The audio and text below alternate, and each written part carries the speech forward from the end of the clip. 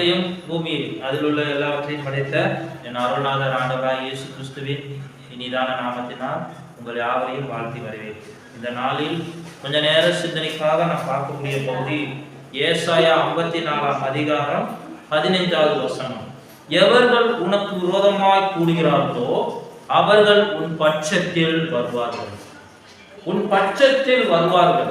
யார் உன் பட்சத்தில் வருவார்கள் என்றால், உனக்கு விரோதமாய் கூட்டம் கூடுகிறவர்கள்.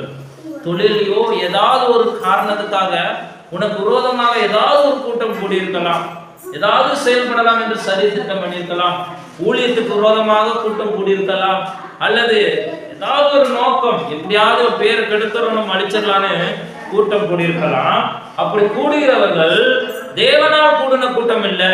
அப்படி கூடுகிற யாரோ அவர்கள் உன் பட்சத்தில் வருவார்கள். அதனுடைய அர்த்தம் உனக்கு பதிலாக செயல்படுகிறவர்களாக, உனக்காக இருக்கிறவர்களாக, உனக்கு ஆதரவாக இருக்கிறவர்களாக வருவார்கள் என்று அர்த்தம். நான் சமீபத்துல எனக்கு விரோதமாக அவங்க இருக்கிறாங்களாண்டது அவங்களுக்காக நான் உபவாசம் எடுத்து ஜெபம் பண்ணிட்டு இருக்கிறேன். ஆனா அவங்களுக்கு விரோதமா, அவங்க எனக்கு விரோதமா இருக்கிறார்களே என்று ஆண்டவரிடம் கேட்ட பொழுது அவர் எனக்கு கொடுத்த வாக்குத்தத்தம் இதுதான்: எவர்கள் உனக்கு விரோதமாக கூடுகிறார்களோ அவர்கள் உன் பட்சத்தில் வருவார்கள். இதுவரைக்கும் நான் எப்படி வேணாலும் செஞ்சிருக்கலாம், பார்த்திருக்கலாம், ஆனா உனக்கு விரோதமா வந்திருக்கலாம். அவர்கள் தான் உன் பட்சத்தில் வருவார்கள். ஃபார் யூ, உனக்காக வருவார்கள், உனக்கு ஆதரவாக வருவார்கள் என்றது அத தேவனே எழுப்புவார். வேணா பாருங்களேன், ஆண்டவரே எழுப்புவார். அதுதான் நடக்கும்.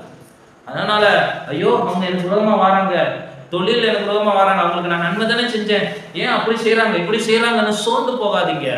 ஆண்டவரிடம் வந்து, ஆண்டவரே இந்த வாக்கு எனக்கு கொடுத்துருக்கீங்களே, எனக்கு விரோதமா அவங்க வராங்க, எனக்கு உதவி செய்யுங்க. தாவீது சொல்றாரு பாருங்க, நான் சமாதானமா ஆகணும் போறேன் ஆண்டவரே, ஆனா அவர்கள் என்னிடம் சண்டை போடும்படி வரார்கள் சொல்றாரு.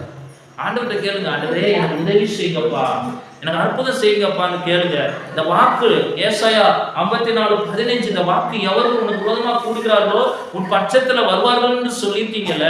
நான் அவங்கள சண்டை போட விரும்பல, அவங்கள நான் சத்ருவா பார்க்க விரும்பல, அவர்களை எனக்கு ஆதரவா ஆக்குங்க ஆண்டவரே, இந்த வாக்கின்படியே என்னை செய்ய ஆண்டவரேன்னு கேளுங்களே. அதே மனிதர்கள் உன்னிடம் வந்து அன்பா பேசுவாங்க, அதே மனிதர்கள் உன்னிடம் வந்து ஆதரவா இருப்பாங்க. எனக்கு அப்படித்தான் இந்த நாள் வரைக்கும் நடந்திருக்குது. யாரெல்லாம் எனக்கு விரோதமா வந்துட்டாங்களோ பேசிட்டாங்களோ அவங்க தான் இப்ப எனக்கு ஆதரவாவே இருக்கிறாங்க. இன்னும் ஒரே ஒரு கூட்டம் தான் இருக்குது, சீக்கிரம் வந்துருவாங்க, ஆதரவாக பட்சத்துல இருப்பாங்க. சோர்ந்து போகாமல் இந்த வாக்கை பிடித்து கொண்டு ஜெபம் பண்ணுங்க, ஆண்டவர் உங்களை ஆசீர்வதிப்பார்.